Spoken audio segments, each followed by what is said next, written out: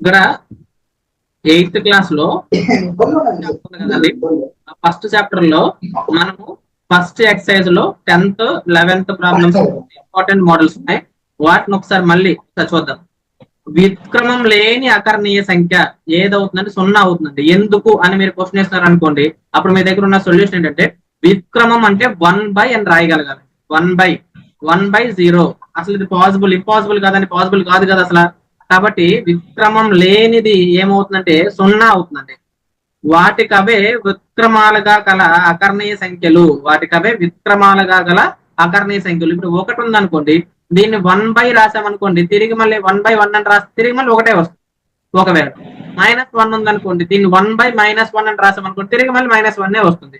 అంటే 1 మరియు -1 అనే ఈ రెండు సంఖ్యలు వాటికవే విక్రమాలు అవుతాయి. ఓకేనా. నెక్స్ట్, తన రుణాత్మకంతో సమానంగా గల అకర్ణీయ సంఖ్య అన్నాడండి. ఇప్పుడు రుణాత్మకం అనగానే మీకు నెగిటివ్ నెంబర్ అనమాట. ఇప్పుడు 1 ఉందనుకోండి, దాని రుణాత్మకం ఏమవుతుంది? -1 అవుతుంది. 2 ఉందనుకోండి, దాని రుణాత్మక సంఖ్య ఏమవుతుంది? -2 అవుతుంది. కానీ ఇవి ఇప్పుడు సమానం కాదు కదా. కానీ వాడు ఏమంటున్నాడు? అలా సమానంగా ఉన్నది అడుగుతాడు. అలా ఉండేది ఒకే ఒక సంఖ్య ఉందండి, అది 0. +0 అన్నా -0 అన్నా సేమ్ వాల్యూ ఉంటుందండి. సో కాబట్టి రుణాత్మకంతో సమానంగా కలిగిన అకర్ణీయ సంఖ్య ఏమవుతుంది? 0 అవుతుంది. ఇక్కడ నెక్స్ట్ 11వ దాంట్లో ఉన్నా చూసారనుకోండి, 0కు విక్రమం ఏమవుతుంది? ఇందాక మనం మాట్లాడుకున్నాము, 0కి విక్రమం అంటే ఏం చేయాలి? 1/, అని రాయాలి. 1/0 రాసామనుకోండి, అసలు దీనికి ఇంపాసిబుల్ కండిషన్ అనమాట. కాబట్టి 0కి విక్రమం లేదు అని రాయాలని మనం. ఓకేనా. నెక్స్ట్, వాటికవే విక్రమం అయిన సంఖ్యలు సేమ్ అదేనండి. ఈ క్వశ్చన్ ఇక్కడ ఇచ్చాడు మళ్ళీ. +1 అలాగే -1, ఇవి రెండు వాటికవే విక్రమాలు అవుతాయి. నెక్స్ట్ చూసారంటే -5 యొక్క విక్రమం ఎంత అంటాడండి. ఇది విక్రమం అంటే ఇక్కడ గుర్తులతో మీకు అసలు పని లేదండి. చాలా మంది ఏమనుకుంటారు, -5 యొక్క విక్రమం +5 అంటారు. తప్పండి. ఇది సంకలన విలోమం అయితే ఇది రైట్ అవుతుంది. ఇందాక మనవాడు కూడా పొరపాటున గుర్తు మార్చేశాడు కదా. సో అలా పొరపాటు పడద్దు మీరు. అది సంకలన విలోమం మీరు చెప్తున్నది. అప్పుడు ఏం చేస్తాం, మనం కేవలం గుర్తును మారుస్తాం. వాడు ఇక్కడ ఏమడుతున్నాడు? విక్రమం అంటున్నాడు. విక్రమం అంటే ఏంటి రూల్? 1/, అని రాయాలి. 1/-5 అవుతుంది. దీన్ని ఇంకో రకంగా చెప్పాలంటే -1/5 అవుతుంది. ఎందుకంటే డినామినేటర్ లో మనం మైనస్ ఉంటే దాన్ని న్యూమినేటర్ రాస్తాం కాబట్టి. సరేనా. లవంలో రాసినప్పుడు ఏమవుతుంది? -1/5 అవుతుంది అనమాట. సో ఇది ఆన్సర్ అవుతుంది. సో జాగ్రత్తగా ఉండండి. నెక్స్ట్ క్వశ్చన్ చూద్దామండి. 1/x యొక్క విక్రమం అని అడిగాడండి. 1/x యొక్క విక్రమం అంటే మనం విక్రమం అంటే 1/, అని రాయాలనుకుంటున్నాడు. 1/x 1/1/x అంటే ఏమవుతుంది? భిన్నం రెసిప్రోకల్ అవుతుంది. సో అప్పుడు మళ్ళీ తిరిగి మళ్ళీ ఎక్సే వస్తుంది అనమాట.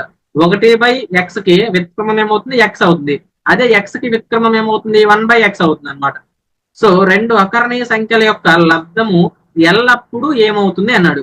ఏ రెండు అకర్ణీయ సంఖ్యలు అయినా తీసుకోండి, వాటి యొక్క లబ్ధము ఎల్లప్పుడూ, కొంతమంది ఆప్షన్స్ మనకి ధన సంఖ్య అని ఉండొచ్చు, కొంతమంది రుణ సంఖ్య అని చెప్పారు కదా, రుణ సంఖ్య ఉండొచ్చు. ఆప్షన్స్ ఇది కూడా ఉండొచ్చు అండి. అకర్ణీయ సంఖ్య అని ఉండొచ్చు, ఇంకా ఏదైనా ఉండొచ్చు. అంటే ఆప్షన్స్ మీరు గెస్ చేయగలగాలి. సో ఒకవేళ రెండు అకర్ణీయ సంఖ్యలు తీసుకోండి. నేను ఇక్కడ -2 + 3 తీసుకున్నానండి. వాటి యొక్క లబ్ధం ఏమైంది? -6 అయింది. అంటే వాటి యొక్క లబ్ధము రుణ సంఖ్య అయింది. కాబట్టి మరి ఇది ఎల్లప్పుడూ అవుతుందా? ఒకవేళ 2 ప్లస్లు తీసుకుంటే ప్లస్ వస్తుంది, 2 మైనస్లు తీసుకున్నా కానీ ప్లస్ వస్తుంది. 1 ప్లస్ 1 మైనస్ తీసుకుంటే మైనస్ వస్తుంది. అంటే నెగిటివ్ నెంబర్ రావచ్చు లేదా పాజిటివ్ నెంబర్ రావచ్చు. కాబట్టి మనము ధన సంఖ్య అని చెప్పలేము, ఎల్లప్పుడూ రుణ సంఖ్య అని కూడా మనం చెప్పలేము. సో అంటే రెండు అకర్ణీయ సంఖ్యల యొక్క లబ్ధం ఎల్లప్పుడూ ఒక అకర్ణీయ సంఖ్య అవుతుంది అని మనం గుర్తించాల్సి ఉంటుంది. సో ఇలాంటి వాటిలో కొంచెం జాగ్రత్తగా ఉండండి. ధన అకర్ణీయ సంఖ్య యొక్క విక్రమం ఏమవుతుంది? రుణ సంఖ్య అవుతుందని తొందరలో చెప్పేసాడు మనడు కదా ఎవరో. సో కానీ రుణ సంఖ్య కాదు, ఇదేంటి? ధన సంఖ్య అవుతుంది. కానీ అదేమవుతుంది? అకరణీయ సంఖ్య అవుతుంది, ధన అకరణీయ సంఖ్య అవుతుంది, ఒక రకంగా చెప్పాలంటే. సరేనా. సో ఇక్కడ మీరు ధన సంఖ్య ఇప్పుడు మీరు పెట్టొచ్చు, ఎందుకని ఇక్కడ ధన సంఖ్య అని ఇచ్చాడు కాబట్టి. ధన అకరణీయ సంఖ్య ఫర్ సపోజ్ 2 అనే ఎగ్జాంపుల్ గా నేను తీసుకున్నానండి. దీనికి విక్రమం ఏమవుతుంది? 1/2 అవుతుంది. ఇది ధన సంఖ్య కదా. ఓకేనా. సో ఇది ధన అకరణీయ సంఖ్య అవుతుంది. ఇలా ధన అకరణీయ సంఖ్య అని రాయొచ్చు, ధన సంఖ్య అని కూడా మనం రాయొచ్చు అనమాట. సో ఇది వీటి మధ్య ఉన్న వీటన్నిటికీ ఉన్న ఆన్సర్స్ అండి. వీటిలోంచి మాక్సిమం ఒకవేళ ఈ లెసన్ లోంచి కనుక వీటి వస్తే ఈ ఏరియాలోంచి క్రింది వాటిలో సరైన వాక్యాన్ని గుర్తించండి, సరికాని దాన్ని గుర్తించండి, ఈ 1, 2 మాత్రమే సరైనవి అనే స్టేట్మెంట్ రూపంలో డైరెక్ట్ గా అడగడానికి అవకాశం ఉంటుంది. కొంచెం జాగ్రత్తగా ప్రిపేర్ అవ్వాలి.